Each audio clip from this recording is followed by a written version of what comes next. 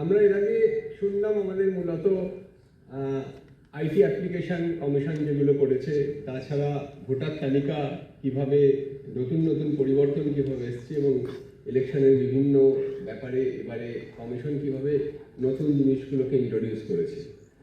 তো মিডিয়া আমাদের স্যার বললেন, সিও স্যার বলার সময় বলেছেন, মিডিয়া হচ্ছে আমাদের গণতন্ত্রের একটা খুব উল্লেখযোগ্য বড় স্তম্ভ, শুধু বড় স্তম্ভ নয়, উল্লেখযোগ্য বটে। এবং তার গুরুত্ব দিন দিন বাড়ছে এই জন্য যে একটা বাড়ছে অনেকগুলো কারণে। তার মধ্যে একটা কারণ যেটা নিয়ে আজকের আমাদের আলোচনার বিষয় থাকবে, মিডিয়ার যে রিয়াল জগৎ, মিডিয়া একটা রিয়াল জগৎকে রিফ্লেক্ট করে, তার সঙ্গে সঙ্গে একটা ভার্চুয়াল প্যারালাল মিডিয়ার জগৎ গড়ে উঠছে, যেটাকে আমরা ডিসইনফরমেশন বা মিস ইনফরমেশন বলছি। তো সেইটা থেকে নিজেকে আলাদা করে নেওয়াটা নিজের কাছে একটা বড় চ্যালেঞ্জ হয়ে দাঁড়িয়েছে। অর্থাৎ আমরা জানি এখনকার সোশ্যাল মিডিয়ার যুগে, প্রিন্ট মিডিয়ারও বেশ কিছু, ইলেকট্রনিক মিডিয়ার বিভিন্ন জায়গায় ইনফরমেশন জনগণের কাছে মিডিয়ার কাছ থেকে স্ট্রেট যেভাবে পৌঁছতে, এখন আর সেই তার মধ্যে অনেক বাধা চলে আসছে।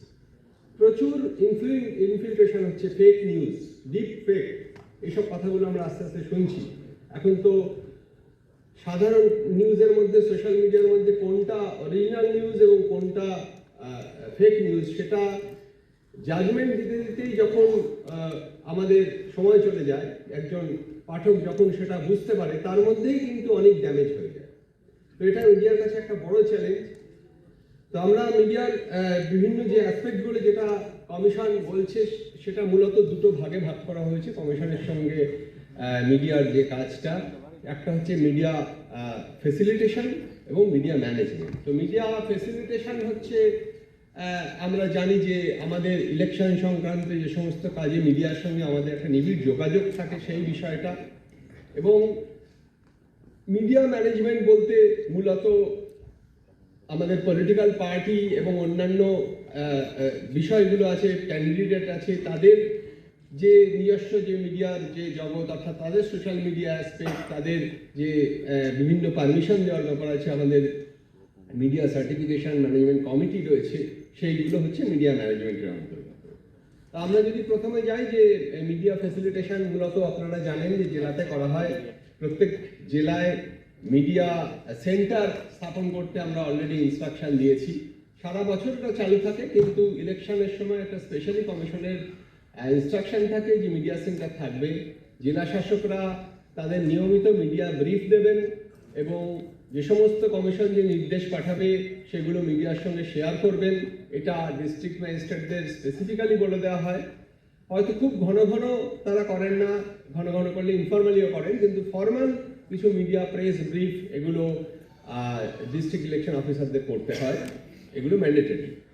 তার সঙ্গে সঙ্গে আপনারা জানেন যে এনসিসি যখন থেকে চালু হবে, আমাদের এই মিডিয়া সেন্টারগুলো সেই সময় সেই নোটিফিকেশন যখন হয়, সেইখান থেকে ফর্মালি মিডিয়া সেন্টারগুলো আমাদের চালু করে দেওয়া হয়।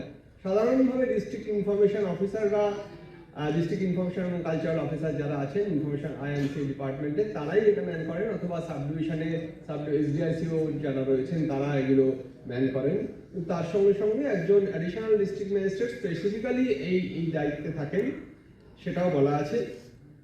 বেসিক ইনফ্রাস্ট্রাকচার এই মিডিয়া সেন্টারের জন্য আলাদাভাবে একটা করে দেওয়া হয়, মিডিয়াতে যারা রয়েছেন তাদের সুবিধার জন্য ইলেকশনের সময়, যাতে তারা ইন্টারনেট ফেসিলিটি অথবা খুব দ্রুত সংবাদ পাঠানো বা সংবাদ খবর পাওয়ার যে ব্যবস্থাগুলো আছে সেগুলো করার জন্য।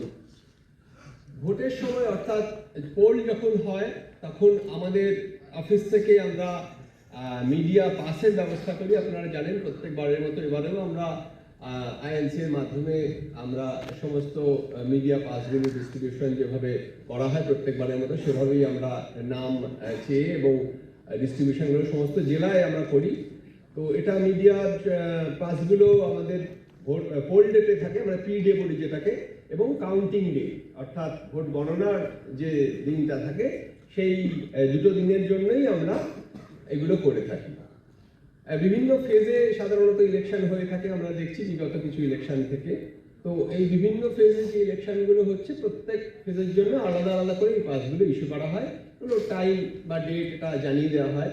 তো এবারেও আমাদের অনুরোধ আছে, আমি যে পার্সোনালি এটা দেখি, একটাই অনুরোধ থাকলো যে আপনারা যদি ফটোগ্রাফগুলো যখন দেবেন একটু দেখবেন আমাদের স্পেসিফিকেশন আছে, মানে অনেকে খুব ভীষণ ছোট থাম্বনেল ফটোগ্রাফ দেন, তো সেটা ফিল্ডে আপনাদের হয়তো অনেক সময় অসুবিধাও হয়, তার জন্য একটু যাতে পাসপোর্ট ফটোগ্রাফ অথবা থাম্বনেল ফটোগ্রাফ যেটা দেওয়া হয়, যেটা আমাদের নর্মালি দেওয়া হয়, কালার ফটোগ্রাফ, এটা একটু চেষ্টা করবেন দেওয়ার। তো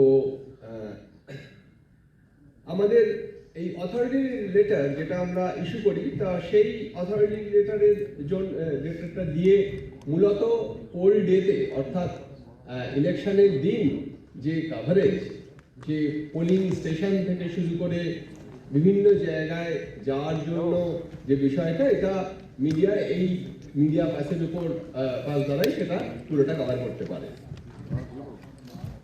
এর সঙ্গে সঙ্গে কিছু জিনিস একটুখানি বলে রাখি যে অনেক সময় এটা